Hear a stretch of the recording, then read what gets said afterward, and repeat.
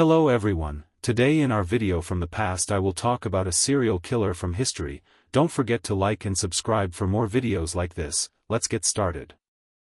Christman Genipertinga's name has resonated for centuries as one of the darkest and most controversial stories in European history. His story is neither entirely based on historical records nor entirely a legend. He is a strange figure, caught between two worlds, emerging from a dark chasm where reality and myth intertwine.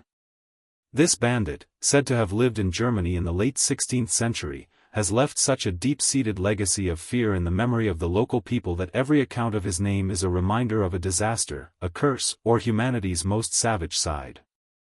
The most striking and frequently repeated claim regarding Christman's actions is his staggeringly high murder count. According to accounts, he killed a staggering 964 people, a number that dwarfs even the most well-known figures in world criminal history. However, the veracity of this figure has been debated by historians for centuries. What is striking, however, is not whether he actually killed so many people, but rather the tendency of people to believe in such a figure. For this story is not merely the story of one man's crimes. It is also a vast cultural mirror reflecting the social fears, religious paranoia, the weakness of the legal system, and the perception of evil in the public mind.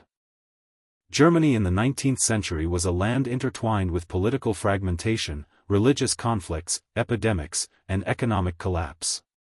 The tension between Protestantism and Catholicism constantly created unrest among the people. Unemployed mercenaries left behind by the disbanded armies after the war would wander into the forests as bandit gangs. State authority was weak, villages were defenseless, and crime was far easier to commit than to be caught. This atmosphere fostered the growth of evil figures in the public imagination. In such an environment, even a simple murder was interpreted as the result of demonic influence, while stories of bandits killing people in the forests grew increasingly widespread, and fear shaped society's daily life. It was precisely this period that birthed the legend of Christman Genipertinga. His story reflects not only the personal history of a criminal but also the way a society copes with its own darkness. The reason we have almost no official records about Genipertinga is the disorganization of the archives of the period and the fact that crime records, particularly from rural areas, have largely been lost. His name appears primarily in single-page notices called local broadsheets, the ancestors of the modern newspaper, and in oral traditions shared among the public. Therefore, it is impossible to know for sure how much of what is said is true, how much is exaggeration, and how much is the product of societal fears. Nevertheless, the fact that a figure remains remembered for centuries demonstrates the strong impact he left on society's memory. Genipertinga's story is one such mark. Modern historians do not completely reject the possibility that he actually existed. Similar bandit leaders are known to have existed during that period, some even commanding gangs as large as small armies. However, the claim of hundreds of murders seems more like a product of a culture of fear. Nevertheless, one aspect of the story is undoubtedly grounded in truth, otherwise, it would not have been so enduring. Christmas is most often associated with the Rhine River and the surrounding forested regions. This region was a popular destination for wealthy travelers, as it was at the heart of trade routes. Its dense forests provided an ideal hideout for bandits. Bandits lurked along the roadsides, robbed caravans, killed those who resisted, and dragged the few remaining deep into the forest. The state had virtually no control over the forested areas. Therefore, it was possible for a bandit to live undetected for years and commit crimes. This reality forms the logical basis for Genipertinga's story. It is said that he lived in caves, took his captured victims there, and tortured them there for days. The fact that these caves are still known to some as cursed places indicates that this story is deeply rooted in regional memory. But could one person really kill 964 people? To understand this, we need to consider historical circumstances. During that era, people often traveled alone, roads were dangerous, distances between villages were long, and a person's disappearance often went unnoticed. It wouldn't surprise anyone if a traveler disappeared for days, even weeks. Furthermore, it was very common for bodies to go undiscovered. In rocky and forested areas, a dead body would quickly be torn apart by animals and destroyed by nature. Therefore, it's impossible to determine the actual number of murders in police records from the period. Nevertheless, it's clear that the number 964 is far too high. This number likely reflects a sensationalism created around the time of Christman's alleged capture. This is a logical exaggeration. Because the purpose of broadsheet announcements was to warn and scare the public, figures were often inflated. But the interesting thing is that people are always more ready to believe such figures. Because large numbers create great fear, and great fears are more amenable to expression. Christman sat at the center of such fear, transforming him into a figure representing humanity's darkness in the public mind. There is no definitive information about Christman Jennipatinga's psychological profile, but what is known about him transforms him into a fear archetype. Dark figures, called shadows in modern psychology, which are manifestations of humanity's repressed evils, have historical counterparts. Jennipatinga is one of these figures. He exists not so much because of who he is as an individual, but because of the meaning society has assigned to him. People need such a figure to embody their own fears. People struggling with famine, war, and epidemics want to direct their fears toward a concrete enemy. This enemy is sometimes the devil, sometimes a witch, sometimes a bandit, and sometimes a terrifying killer like Christman. Christman's story has grown so much over time that there are even tales of weapons he hid in his cave, chains he used to bind his victims, and secret torture chambers in the forest. Allegedly, upon capture, he confessed to his horrific crimes, and these confessions instigated widespread public outrage. The story of his capture itself has become a legend. According to some accounts, he was captured with the help of a female captor, who gained his trust, escaped, and informed the authorities. This story is similar to many folk tales in which women play a role in the downfall of such shadowy figures. However, the extent of this is unknown.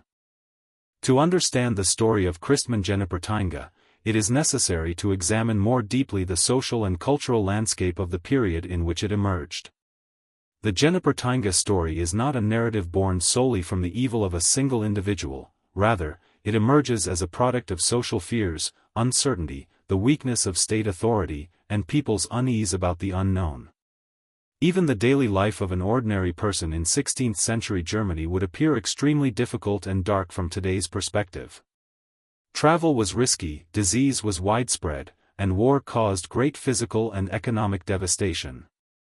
People lacked an institutional structure to protect themselves in their daily lives. In this situation, concepts such as magic, curses, bad luck, and demonic influences found greater acceptance in the public mind.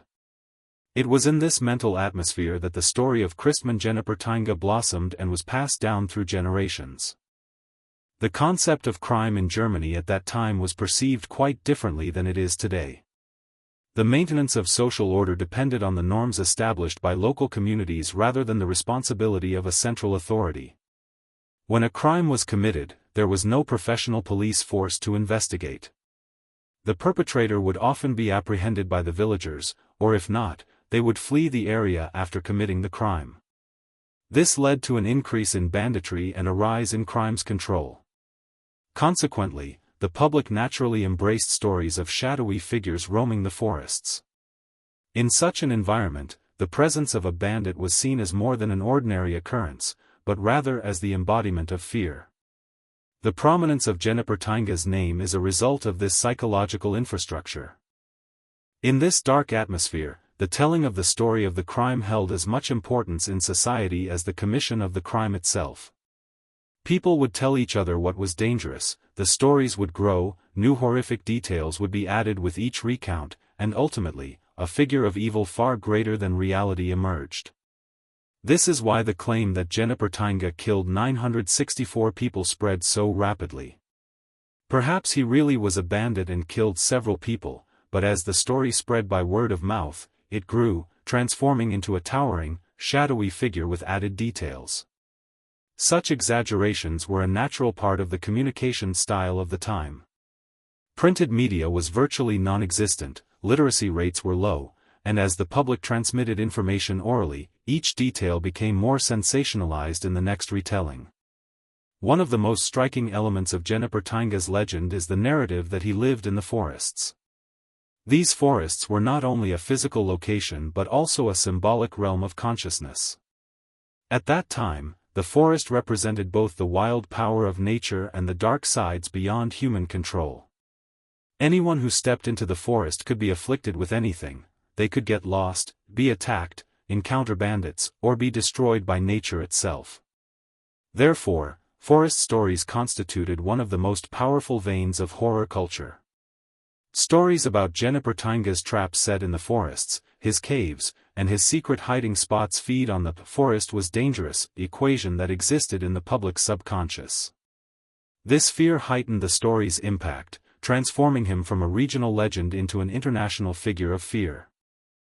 Jenepertinga's story also dates back to 16th-century Europe, a time when the concept of criminal psychology hadn't yet developed. People didn't have modern concepts like psychology, personality disorders, trauma, or sociology when evaluating a criminal. If a person behaved extremely badly, the explanation was often attributed to supernatural forces. Evil was interpreted as the result of some kind of demonic influence, a curse, or spiritual collapse. Therefore, Jenepertinga's alleged murders were perceived not simply as a person did it because they were evil, but as the influence of an evil that transcended humanity. This further enhanced the story's impact on the public. Because a person can do evil, but the appearance of a person collaborating with an evil force would make them an extraordinary danger. Historians who question Jenepertinga's reality are divided between those who claim he is a myth and those who claim he was a real bandit. Some historians argue that the figure of 964 is greatly exaggerated, but that the figure is not entirely imaginary. These historians suggest that Jenepertinga was likely a bandit leader, led a gang, and may have committed numerous crimes in the chaotic atmosphere of the period. Others maintain that he is a purely folkloric creation. He transforms into an evil spirit that lives in the subconscious. Jenepertinga may have become precisely such a symbol. Another important element in Christman's legend is the claim that he was an organized criminal. In some narratives, Jenepertinga is said to have been not alone, but accompanied by several others who collaborated to capture his victims. These individuals are depicted as members of the same gang, and sometimes, along with the female figure mentioned in the story, as Christman's assistant. Whether this is true or not is unknown, but considering that bandits of the period operated in groups, it is difficult to say that such a narrative is entirely fabricated. Bandit gangs living in the forests of that period sometimes operated as small armies, raiding villages, kidnapping travelers, and even committing violence against local authorities. Therefore, it is not unlikely that Jenepertinga was part of such a gang. What made Jenepertinga so fearsome in the public eye was not only the number of murders he allegedly committed, the torture methods he was said to have employed were horrific. He is said to have starved his victims for days before killing them, chained them, and tortured them slowly. These accounts demonstrate the demonization of torture in the imagination of the time. People exaggerated it to make evil more comprehensible. Therefore, it is not surprising that a figure like Jenepertinga was ascribed extraordinarily brutal torture methods. This made the story both more terrifying and more unforgettable. This entire dark atmosphere culminates with the alleged capture of Jenepertinga. The story of his capture is told in many variations among the public. According to the most well-known version, a woman held captive by Christman, gained his trust, pretended to be free, escaped, and informed the authorities. This woman is sometimes described as a peasant, sometimes as a noblewoman, or sometimes as someone abducted by another bandit.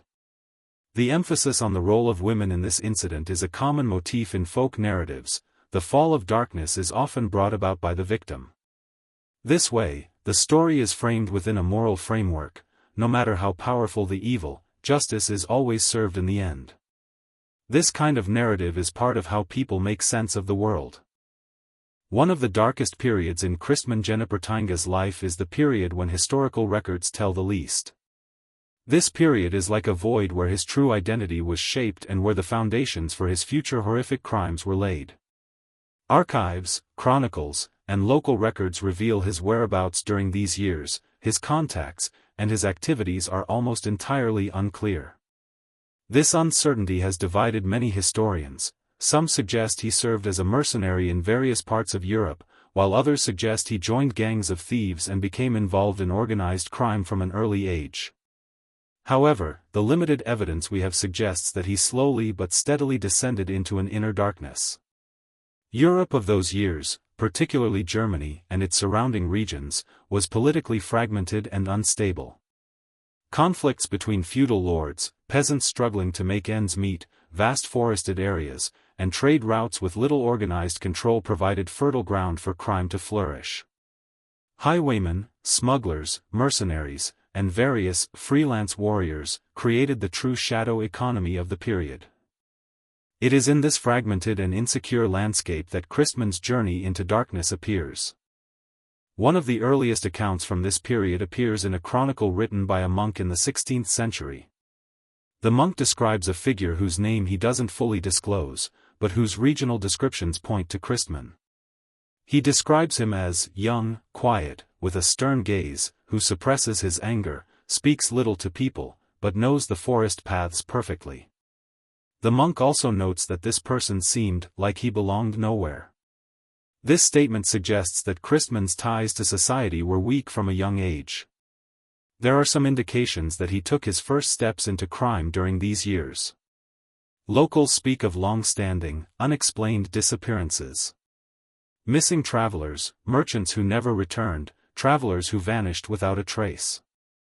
While it's impossible to directly link these to Christmann, court documents and confession records that emerged centuries later support historians who believe his criminal career began much earlier. Another sign of Christmann's darker side is his loneliness. Most testimonies indicate that he struggled to form social relationships even in childhood and adolescence. He is depicted as a man who struggled to understand people's motivations, failed to internalize social norms, and lacked empathy. From a modern psychological perspective, this type of personality structure could lead to a profile more prone to crime in the future. However, these characteristics alone do not, of course, explain a criminal. Nevertheless, it's highly likely that Christmann embarked on a dark journey through a combination of environmental factors and personal tendencies. Another striking element of these years is the opportunities that emerged as he began to see violence as a solution. During those years, Germany frequently experienced small-scale wars, local uprisings, robberies, and nomadic criminal gangs. Violence was a natural part of daily life. People lived in a region where death, loss, and disappearance were commonplace. This may have created a highly favorable environment for a socially isolated figure like Christmann to internalize violence. Some historians claim that he committed his first murders during this period. Furthermore, it is believed that these murders were not committed for ordinary purposes, such as robbery or revenge. Unlike the serial murders for which Christmann would later become famous, these early acts are thought to have been more primitive, experimental, and uncontrolled. Like an aggressive animal experiencing prey for the first time, his motivations may have been curiosity, a sense of power, or a simple inner drive. However, what makes it difficult to accurately assess Christmann Jennepertinga's early behavior is the poor record-keeping practices of the time. Murders, disappearances, and criminal acts were often not recorded at all or became legends years later. People living in small settlements often attributed their misfortunes to fate or bandits in the forest. This created an almost perfect invisibility zone for someone like Christmann. Christmann's name first began to be mentioned more openly in connection with organized attacks occurring along some major trade routes. Merchant caravans began to be attacked frequently in a specific area. For a long time, it remained unclear whether the attacker was a single individual or a small gang. One of the characteristic features of the attacks was that they left almost no trace. Looted goods could not be traced, missing people could not be found, and the area where the incident occurred was often lost. The crime scene was cleaned with remarkable meticulousness. Such details suggest that the crime was not carried out simply in a momentary burst of rage, but rather through a deliberate and systematic approach. This method is a crucial clue for understanding the cold-blooded and structured nature of the hundreds of murders Jennifer Tynga is alleged to have committed in the future. It remains unclear whether he acted alone during this period or whether he directed a group of people. Some accounts imply that Christman had a small but loyal group of followers, influenced by his authoritarian, even manipulative, personality. On the other hand, some historians argue that he committed many of them alone. If this is true, it would require remarkable planning ability, a high degree of organizational skill, and an extraordinary ability to remain invisible for a single individual to perpetrate so many crimes for so long. At some point, the growing darkness within Christman's personality began to become unexplainable solely in terms of economic interests. Some of his actions were motivated by financial gain, however, another part, particularly as will become apparent in later periods, clearly involves a desire for power, a desire for absolute control over human life, and a kind of psychological gratification. This period becomes significant as the years in which Christman gradually transformed violence from a rational tool into a personal identity. Despite all these developments, the fact that Christman Jennifer Tynga remained elusive for so long, or even aroused serious suspicion, is both an indicator of the security vulnerabilities of the time and a testament to his ability to manipulate his surroundings. Skills such as lying, changing one's identity, concealing one's identity, and influencing others played a significant role at the most critical junctures of his criminal life. Christman Jennifer Tynga's story slowly but surely progresses from a lone criminal to a more complex figure. Thinking of him as merely a highwayman, an ordinary bandit, or an ordinary criminal actually hinders our understanding of this shadowy structure. Contemporary testimonies, legends, and some testimonies later revealed in court demonstrate that he was not merely a criminal on the move, he also established his own unique, almost, order. This section focuses on the forest hideouts, hiding places, and secret structures in which he operated over the years. Germany and its surroundings were covered with vast forests in the 19th century. These forests were not only a domain of nature but also of crime, chaos, and uncontrolled forces. In these regions, where state authority was weak, people often sought to ensure their own safety. Caravans were obligated to follow specific routes, because anyone who strayed from the path would get lost, freeze to death, or be attacked. This order provided the perfect hunting ground for someone like Christman. One of the most intriguing elements associated with Christman's name is the elaborate hiding places he built deep in the forests. Some contemporary records refer to these as underground rooms, secret holes, or forest houses. While the extent of these structures is debatable, a few are quite striking. According to some accounts, Christman constructed at least 7 different shelters in the most inaccessible areas of the forest. These shelters, far from being ordinary shelters, resembled a planned operations center. They contained provisions, weapons, stolen goods, hidden valuables, and, according to some, even personal belongings taken from victims. Some of these shelters were designed not only for concealment but also for protection with traps. Deep pits, traps covered with leaves, and special signals for disorientation. Such details suggest that Christman operated not only with physical strength but also with intelligence. The most famous of these shelters is the structure known as the 7-compartment cave. Of course, the exact location of this cave remains unknown, as not a single concrete piece of evidence has survived to this day. However, it is mentioned in some monk records and 17th-century peasant narratives. According to the descriptions, the cave consists of 7 distinct sections, each serving a different purpose. One section is said to have been a storage area for food and essential supplies, another was filled with weapons and loot, and yet another was designed solely as a dark cell.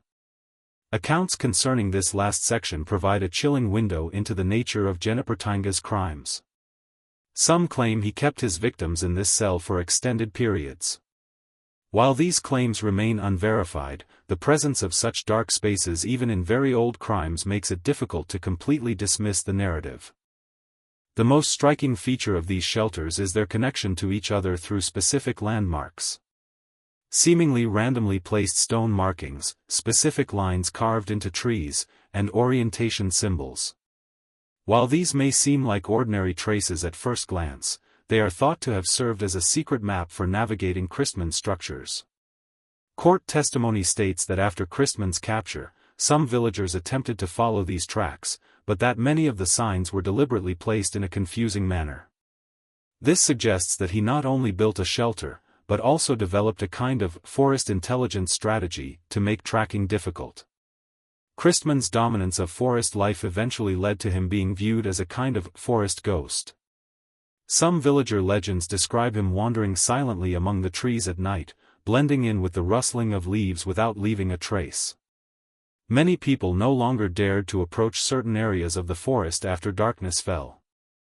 In some villages, mothers would warn their children, "Christman is coming," to scare them. The mythologizing of historical figures is certainly common, but the point here is that Christman's behavior truly fueled such fear. His habit of building shelters may also have a psychological dimension. As a person detached from society and far removed from norms, it can be thought that he had a desire to build his own world, create his own rules, and live in areas he completely controlled. This kind of isolation has, over time, made his behavior darker and more lawless.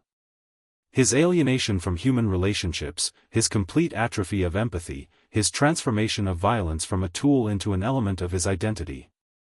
These can be considered psychological reflections of this artificial kingdom he established in the forest. One of the most intriguing details about Christman Jennifertinga's life during this period is that, despite being tracked for extended periods in the forest, he was rarely seen. This demonstrates that he not only established a hideout but also mastered camouflage skills. Some witnesses described him as being almost as silent as an animal as he moved through the forest. Some even claim he could roam for weeks without being noticed. Such behavior demonstrates Christman's propensity not only for violent acts but also for manipulating the environment to his advantage. Over time, the number of these hideouts increased, and Christman's presence in the region became more conspicuous. Ironically, this visibility did not make his capture easier; on the contrary, it transformed him into an even more dangerous and elusive figure. Because these hideouts allowed him to disappear and reappear, like a ghost.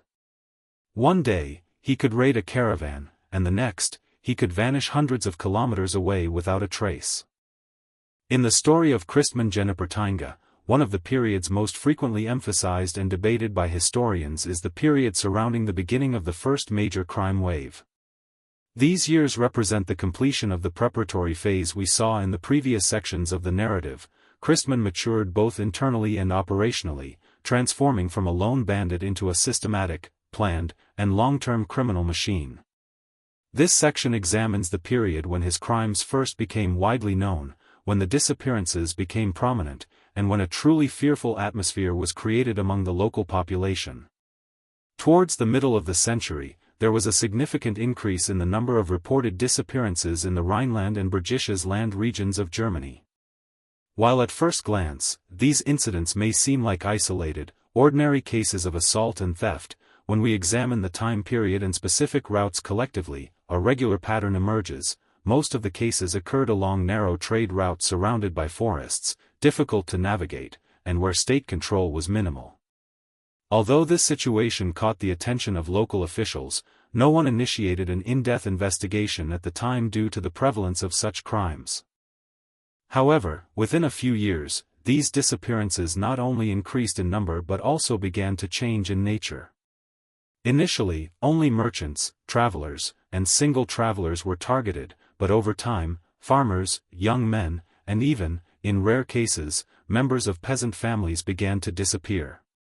Village records increasingly frequently record entries such as "didn't return at night, went into the woods and disappeared," and "never heard from again."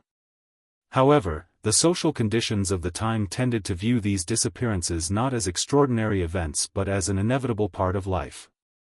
This is one of the most critical points preventing us from understanding the true scale of Christman Jennifertinga's crimes. For the majority of the people who disappeared during that period, no official investigation was conducted. In many cases, even the victim's family accepted their fate. This allowed Christman's actions to remain unseen for so long. We have very little concrete data to understand Christman's activities during these years. However, confessions that emerged in later court proceedings, though their veracity is disputed, include allegations that he killed at least dozens, perhaps hundreds, of people during this period. Moreover, these allegations bear the marks of a systematic approach rather than random attacks. Christman does not appear to have chosen his prey at random. Rather, he targeted specific types of people in specific places and at specific times. For example, some testimonies indicate that he specifically targeted young men traveling alone, while others indicate that attacks on women increased during this period. Historians are divided on this point. One group argues that Christman's motivation was purely economic and that he chose only easy targets, while the other maintains that he sought psychological gratification and that his victim selection was conscious and ritualistic.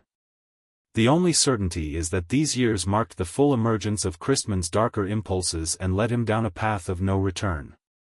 Another striking element during this period is the shift in the style of murders.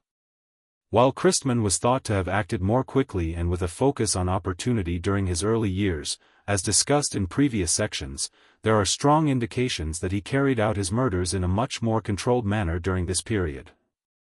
Some historical accounts describe Christman masterfully obliterating the victim's tracks, dismembering and burying the bodies, or dumping them in designated pits within the forest. Such details demonstrate that Christman planned not only to escape and hide, but also to completely conceal his tracks after committing his murders. Another key aspect of Christman's crimes was his mastery of exploiting isolated locations. At that time, forested areas offered the perfect environment for both committing crimes and concealing them. The complex nature of forests often worked against people, given their limited understanding of nature. However, Christman possessed an extraordinary ability to manipulate the forests to his advantage. He not only knew where to hide, but also precisely calculated where to strike. Some legends imply that he viewed the forest like a chessboard and planned his actions accordingly. This may, of course, be a romanticized metaphor, but even so, Christman's ability to adapt to the forest ecosystem is remarkable. He knows exactly where to ambush his prey, which paths are less used, and where people are slowed down or vulnerable. This information transformed him from an ordinary bandit into a far more dangerous figure. During this period, a general unrest began to form among the local population. People sensed a darkness roaming the forest. Missing cases remained unexplained, bodies were not found, and no concrete trace of the culprit could be found. This uncertainty further strengthened the empire of fear Christman had established. Because an unseen enemy is always more terrifying than a known one. Another reason why Christman's crimes escalated during this period was that he no longer acted solely as an opportunist but also as a figure driven by a strong sense of control. Violence was no longer merely a tool for him, it was also an addiction. The feeling of power, control, and the desire to dominate, these were far too profound to be explained by simple economic motivations. Therefore, some historians argue that Christman experienced a kind of psychological break during this period, and that violence became central to his identity. By the end of these years, Christman was no longer just a bandit roaming the forest, it has begun to be described as an invisible shadow, a figure of fear, a curse. Although its name is not yet widely known, its presence is felt, it has become a force whose voice cannot be heard, whose shadow cannot be seen, but whose traces are everywhere. To understand Christman Jenipertinga's actions, simply looking at the events is insufficient.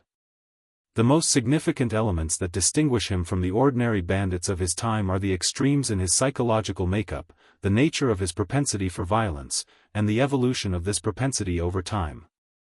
This section focuses on Christman's inner world, the social conditions that shaped him, the atmosphere of his time, and the darker aspects of his personality. While historical records are limited, the pattern of his behavior and the combination of various narratives offer us a remarkable window into his psychological world. There are two broad approaches among historians attempting to explain Christman's crimes. The first argues that he was entirely a product of social circumstances. According to this view, Christman was driven to violence as a result of poverty, war, epidemics, and the chaotic social order of the turbulent era of 16th-century Germany. He began committing crime to survive, and over time, this behavior became a normal part of his life.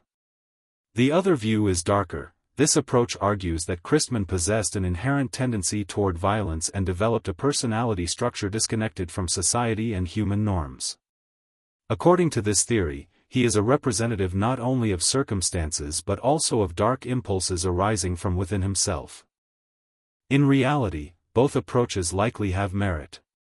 While information about Christman's past is limited, it is believed that he grew up in an unstable environment from an early age, struggling to survive, and living a life far removed from traditional family structures. Such circumstances can normalize violence and isolate the individual from society. However, the nature of Christman's crimes goes beyond ordinary survival efforts. The manner in which the murders were committed, the choice of victims, and the evolution of events over time demonstrate a psychological darkness that cannot be explained solely by environmental factors.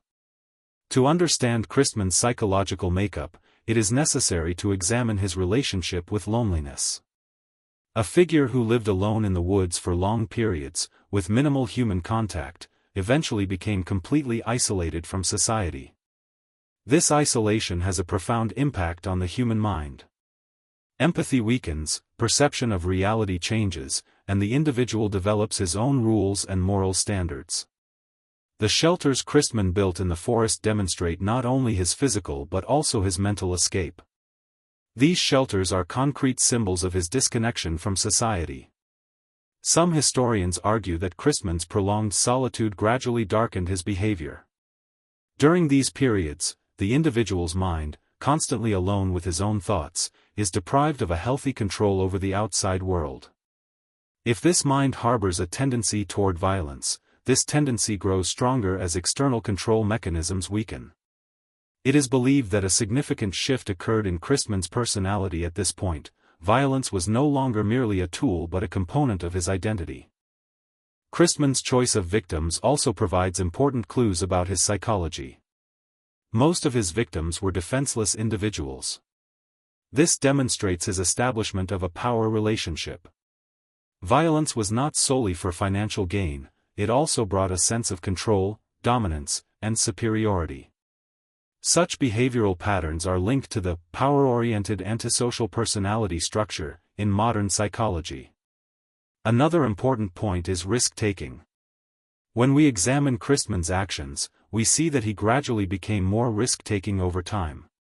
Initially, he launched attacks in isolated and less-traveled locations, but in later years, he began choosing more intense routes. According to some accounts, he even began carrying out attacks in areas closer to villages. This behavior points to two possible psychological explanations. First, Christman became overconfident. Second, he became addicted to the adrenaline rush of violence. When these two factors combine, the perpetrator's behavior becomes increasingly dangerous, uncontrolled, and overt. Some accounts describe Christman following his victims for a period before the attacks, observing their behavior, habits, and vulnerabilities. Such behavior is indicative of a planned criminal nature, suggesting that he was not only impulsive but also calculating. Another important factor to consider when analyzing his theology is the intellectual climate of the period. In 16th-century Europe, the majority of people believed in concepts such as fatalism, demonic entities, curses, and supernatural powers. These beliefs profoundly influenced individuals' perceptions of crime and their sense of personal responsibility. If Christman shared this mindset, and the general context of the era in which he lived makes this highly probable, then he may have perceived his own actions not within a rational framework but rather as fatalistic, sometimes even as if guided by a divine force. All these elements combined reveal that Christman Jenneperteinga was not merely a product of difficult times, he was also a figure driven by inner darkness. The evolution of his crimes was a combined result of both social conditions and personal psychological deterioration. Therefore, historians treat him not merely as a criminal but as a concrete reflection of the dark spirit of his time. To understand how the Christman Jenipertinga managed to remain invisible within the complex social fabric of the 16th century, it is necessary to examine more deeply the structure of the itinerant labor groups, prospectors, mercenaries, and merchant gangs that roamed German lands at the time. Many of these communities, unaffiliated with any specific guild, operated in a dynamic driven by seasonal work and regional conflicts. One of the social consequences of this mobility was that individuals' disappearances from one settlement to another were often not taken seriously. This was because people's constant migration to other regions in search of work was seen as a natural part of disappearing without notice. Therefore, a person's silent disappearance was perceived not as an event that left a dramatic shadow behind, but as an accepted change in the normal course of life. This groundwork for perception became the greatest ally of silence for someone like Jenipertinga. According to sources, Jenipertinga appears to have applied specific criteria when evaluating his victims. He targeted those trapped in the gaps of society, unlikely to be found, with weak family ties, or whose families lived in remote areas. While family ties appeared strong in many of these communities, individuals were frequently severed due to economic pressures and internal migration. It was common for a worker to move to another town, work there for a month, and then move on to another region. Therefore, a person's disappearance didn't raise any particular concerns. In fact, it was often dismissed as finding a new job or moving to another region. The reason Jenipertinga's murders went unnoticed for so long was his ability to exploit the demographic dynamics of the time. Some accounts suggest he used a farmhouse or a small shelter as a base. This location was located at the intersection of roads, on the transit route of people from different regions. Such a location made it easier both to find victims and to conceal their identity. In a low-density area, the frequent arrival of strangers in a building didn't attract anyone's attention. Roadside houses were often seen as inns, warehouses, or structures that welcomed unwelcome guests. Strangers would visit these places, proceed, and no one would know what happened next. In such an environment, it would go unnoticed whether someone entered or left. The structure of this space facilitated Jenipertinga's manipulation of his victims, convincing them of his trust, and ultimately eliminating them. While there is no definitive information regarding how the murders were committed, information about the criminal structure of the period suggests that his methods were likely simple yet systematic. In 16th-century Germany, criminals generally killed their victims by stabbing, or strangling. While firearms were widespread, they were expensive and increased the risk of attracting attention by creating noise. Jenipertinga, on the other hand, is alleged to have employed methods that favored silence, leaving no traces. Another reason for his adoption of these methods was that he had preconceived plans for hiding or disposing of the bodies. According to some accounts, he may have employed methods such as burying bodies in the ground or hiding them in structural voids.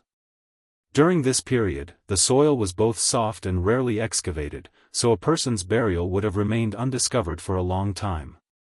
Assessments of Jenipertinga's psychological makeup suggest that, rather than being an ordinary sadist, he possessed a well-planned thought system with a specific reasoning structure. His logical selection of victims rather than random selection, his spreading of the murders over various periods of time to observe both himself and his surroundings, and his examination of the social implications of his behavior distinguish him from other criminals of his time.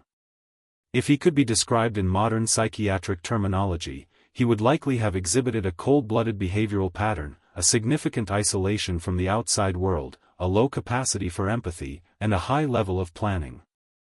This profile is a product not only of an individual's psychological state but also of the structural conditions of the time. In the 16th century, crime, especially in provincial areas, was often seen as related to a personal matter, a local conflict, or financial hardship. The lack of a centralized law enforcement agency, the lack of communication between towns, and the inadequacy of official recording systems created ample space for criminals operating independently across vast regions. While the failure to detect serial murders under these circumstances may seem surprising from a modern perspective, it was actually commonplace in the context of the period. Documents regarding Jennifer Tainga's capture provide the most dramatic insight into the story. It constitutes the most critical and most debated part of the story. Most accounts indicate that, unable to escape the weight of his crimes, he made mistakes at some point, and those closest to him began to notice. Some sources report that he became increasingly paranoid toward those around him, perceiving even ordinary questions as a threat. This psychological collapse may have led to the breakdown of a long-standing secrecy. Regardless of a criminal's capacity for concealment, inconsistencies in their behavior over time begin to attract the attention of those around them. Most criminals of that era admitted that their own internal collapse contributed to their capture. This demonstrates how criminal psychology erodes an individual's mind over time. One of the most prominent accounts of Jennifer Tainga's capture is the discovery of a notebook he is believed to have kept. In this notebook, he allegedly recorded the number of his victims, their dates, and certain details. Such notebooks were rare among criminals of the period, as keeping written records meant personally producing evidence of the crime. However, such behavior can be observed in individuals with a strong psychological drive for control, organized thinking, and calculating thinking. If such a notebook were indeed found, it would indicate that the individual was not content merely with committing crimes but also with organizing their crimes within a mental system. This type of behavior is today considered under the categories of ritualization, behavioral fixation, and internal compulsion in modern criminal psychology. From this point on, the legal dimension of the process comes into play. In the 16th century German legal system, the trial of criminals depended on the initiative of regional authorities. The trial in which Jennifer Tainga is said to have been tried may have been concluded quickly, in accordance with the judicial traditions of the time. Because lengthy evidence examinations were not required for serious crimes, the confession of the perpetrator or community testimony was considered sufficient for a verdict. In his case, confessions and physical evidence allegedly led to the conviction of the crime. The sentence following the trial may have been executed in the form of being impaled alive on the wheel, one of the most severe punishments of the time, or death by crucifixion, a form of torture akin to death by crucifixion. These punishments were implemented to demonstrate the gravity of the crime to the community and to act as a deterrent. What truly makes Jennifer Tainga's story compelling, however, isn't the trial and execution itself, it's the invisibility he demonstrated throughout his life and the uncertainty surrounding how his crimes figure in the historical record. Historic accounts of him rely heavily on secondary sources, raising the possibility that some of the accounts are exaggerated. Despite this, historians agree that he actually existed, committed crimes, and posed a genuine threat. What's at issue is his alleged number of murders and the extent to which this number is actually verifiable. The legendary number of murders associated with Christman Jennifer Tainga stems not only from his individual actions but also from the ways in which crime narratives were disseminated and reproduced in the early modern period. By the 16th century, the printing press had become widespread, and single-page news reports, popularly known as broadsheets, had become one of the fastest means of information transmission. When a crime occurred, especially an unusual or publicly intriguing event, these news reports were quickly reproduced, read aloud by vendors in town squares, collected by the public, and circulated regionally. When Jennifer Tainga's story became the material for such publications, the likelihood of exaggerating the number of murders he committed increased. This was commonplace for the time, as folk tales were often dramatized to exaggerate the criminal's threat, teach society a lesson, and emphasize that justice was served.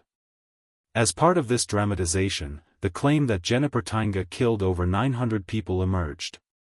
Modern historians acknowledge that this number is unrealistic. However, it also explains why the story has been talked about and remembered for so many years. In Central Europe, crime stories often served as a moral warning. The magnitude of the crime justified the severity of the punishment. Therefore, the high number of victims claimed reflected both the psychology of the community and the social function of crime narratives. Nevertheless, the uncertainty surrounding Jennifer Tainga's victim count does not negate his dangerous status. This stemmed from the ample opportunity afforded by the era's favorable living conditions for crime. The ability of an individual to wander the countryside for years without leaving a trace, making brief contact with people before disappearing, and often selecting victims from among mobile workers or transient travelers, has rendered his activities unreported. This fact still leaves some historians struggling to determine the true scope of his crimes.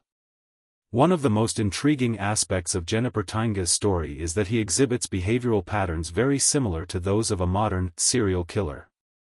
The concept of serial murder is currently defined using specific criteria, a series of crimes spread over a specific period of time, following a specific method, exhibiting similarities among the victims, and in which the perpetrator develops a motivational system and often acts out of specific psychological imperatives. While this concept is absent from historical texts, it is possible to observe some individuals exhibiting similar patterns in the past. Jennifer Tanga's behavior largely aligns with these patterns. His long history of murders, the time intervals between murders, his rational choice of victims, and even his tendency to resort to ritualized behavior in some of his crimes, all of these behaviors can be explained by modern psychological definitions. However, what makes him even more intriguing is that these behaviors haven't attracted enough attention to leave a written mark in history. While many criminals are clearly documented in contemporary chronicles or court records, information about Jennifer Tanga is largely conveyed through folk narratives, broadsheet publications, and secondary sources. This suggests that his activities were conducted in silence, that he skillfully evaded the record-keeping systems of the time, and that he generally committed his crimes alone. The absence of accomplices suggests that he developed a high degree of control over both the planning and execution of his crimes. In post-medieval Europe, many crimes were committed in gangs, robbery groups, highwaymen, and mercenary raiding parties. Jennifer Tanga's lone act in this environment demonstrates his ability to manage risk and possess a strong internal capacity for calculation. When attempting to understand his psychological makeup, it is necessary to examine not only the murders themselves but also the behavioral patterns that followed them. Sources indicate that Jennifer Tanga sometimes remained crime-free for extended periods and then returned to murder. This type of fluctuation is consistent with contemporary psychological states, where the criminal impulse can sometimes be suppressed but never completely eliminated. The perpetrator may stop committing murders at certain times under the pressure of external circumstances or out of personal caution. However, if the internal motivation has not completely extinguished, he may return to crime. This cycle is evident in many modern serial murder cases. At this point, it is necessary to consider his murder methods and the nature of his relationships with the victims in more detail. Considering the conditions of the period, most of the victims were probably passing passengers, mobile businessmen. These individuals were both constantly on the move due to their economic structure and had low social visibility. They had weak ties to family members or were located in remote areas. Consequently, their disappearances were often not seriously investigated. This created an ideal niche for Jennifer Tanga. The question of how a single person could control multiple victims raises another aspect of his physical and psychological makeup. His capacity for force, his manipulation skills, and his ability to plan during the attack may have played a significant role in the murders. It is likely that Jennifer Tanga neutralized his victims by first gaining their trust and then luring them into a vulnerable position. Such behavior is associated in modern psychiatric definitions with coolness, calculation, and the ability to identify a victim's vulnerability. The manner in which the bodies were disposed of following the murders is a separate matter of debate. According to some accounts, most of the bodies may have been buried or hidden in secret locations. The uncultivated land, low population density, and vast rural areas at the time made it easy for bodies to go unnoticed for extended periods. Furthermore, in areas with a high livestock population, bodies could have decomposed and traces quickly disappeared, making historical verification difficult. The eventual cessation of this series of crimes is attributed to two fundamental factors in the historical process. First, the decline in Jennifer Tanga's psychological makeup. Second, the increasing suspicion of those around him. An individual who commits crimes over a long period inevitably experiences inconsistencies, carelessness, and a loss of control. This is a process described in modern criminal psychology as the wearing out period. During this period, the offender experiences fatigue, paranoia, a need for extreme caution, and a deterioration in social relationships. It is highly likely that Jennifer Tynga also entered this period. For more informative videos like this, don't forget to like and subscribe. Thanks for watching.